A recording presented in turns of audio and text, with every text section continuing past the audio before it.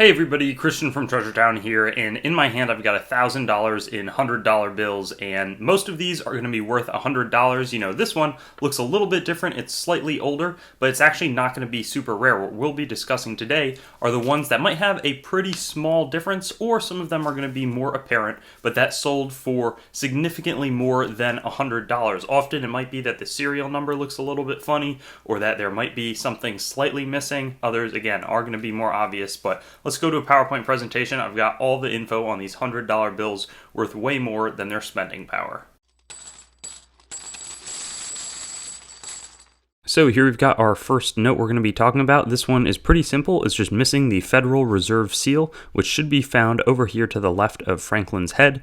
And since it's not there, somebody paid $585 for a crisp example. So whether it's a crisp note or not, you know, this can slip through the cracks. People sometimes will miss this, especially if they're just pulling out of a large strap and there's, some of these in the middle. Maybe they just count them quickly. It's not really going to be caught by too many of the machines, so that's definitely a good one to highlight. This one is much less likely to come up in change, but figured that since it sold for $2,640, wanted to include it because there were a whole bunch of these that were released. The magnetic inking was this specific pattern, and as it dried up, this sort of pattern was left all through the group of notes, and this was just one of many that's been auctioned off, but certainly a nice, valuable note. This one's in better condition from 1990.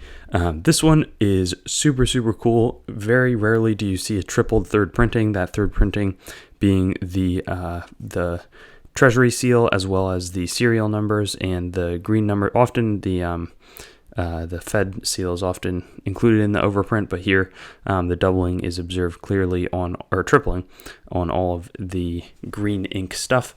Sold back in 2005, just really great note to highlight here. This one also is an example of what a missing Treasury seal this time instead of the missing Fed seal is going to look like.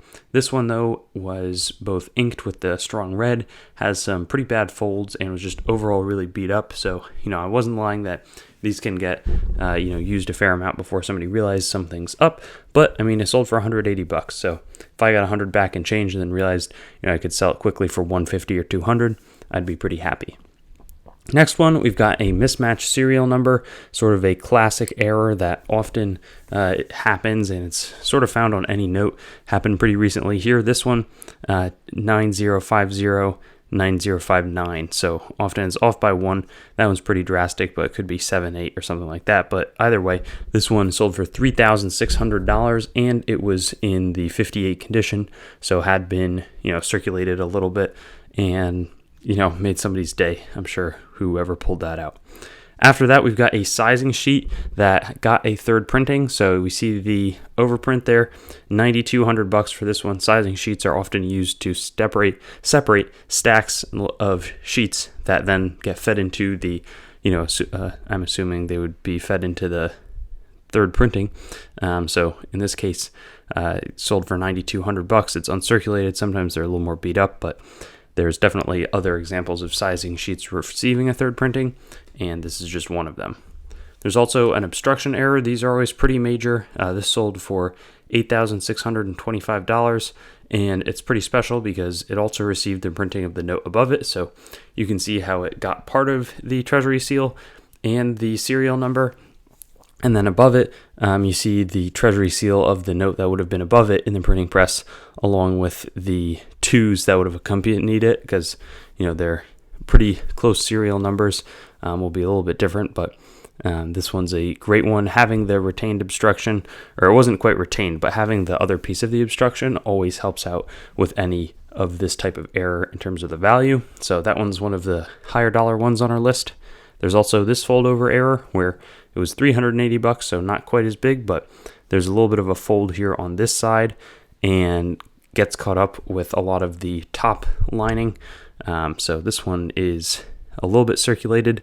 People didn't quite notice it at first. I'm trying to picture in my mind how this one ended up looking, but the thing is with these $100 bills, often the folds are going to be on the really the edges. Then you get this, that colored paper still attached, even though it's clearly not designed to be part of the note.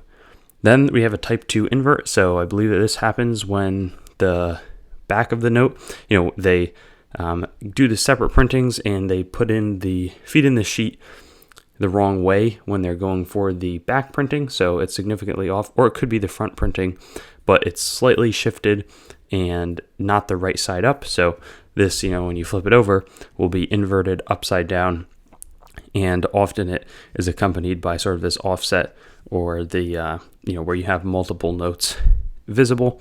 This one sold for $4,025.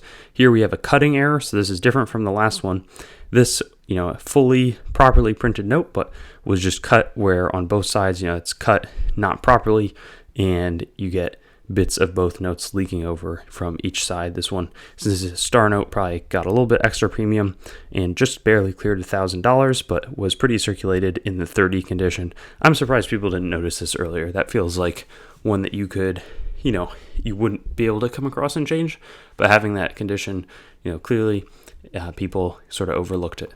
This one is an inverted star note, really expensive and super old. You're probably not going to get any of these in circulation, but the stars are upside down. I just thought it was cool enough where you don't see that every day, and I wanted to bring it in, especially given the $7,200 value.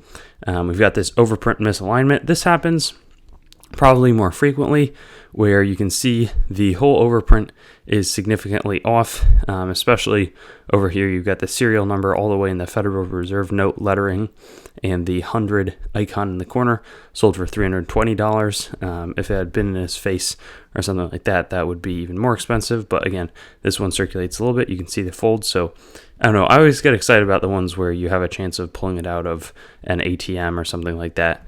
We've got the missing reverse star note. This one was also somewhat cool in the sense that it was extremely fine, had a clear, crisp fold, and just nobody noticed. People didn't look at the back. So for so long, this one circulated and ends up being a 37 times investment. It's always fun to say like a $1 error ends up being worth 1,000. It's 1,000 times, but this one, that $3,600 premium from something that was clearly pulled out of circulation is a really good one to get. There's also this printed fold to wrap things up. It's got a fold that occurred after the second printing, but prior to the overprint, where you get that seal and the serial number. So, you could fold it back, and obviously most of the seal and the serial number would not be visible. This one sold for $645. So nice way to cap things off here. So many different things to be searching for. Glad that you could look at these along with me. I really enjoy thinking about these ones, and keep checking your change, or probably not going to get a ton of these back in change, but when you withdraw money from an ATM, there's stuff out there. Thanks for watching the video. I'd encourage you to like, comment, and subscribe to the channel to stay updated. I've also got Facebook, Instagram, and Twitter, so you can follow me there. TreasureTownYT.com is the main channel website. Definitely give that a visit.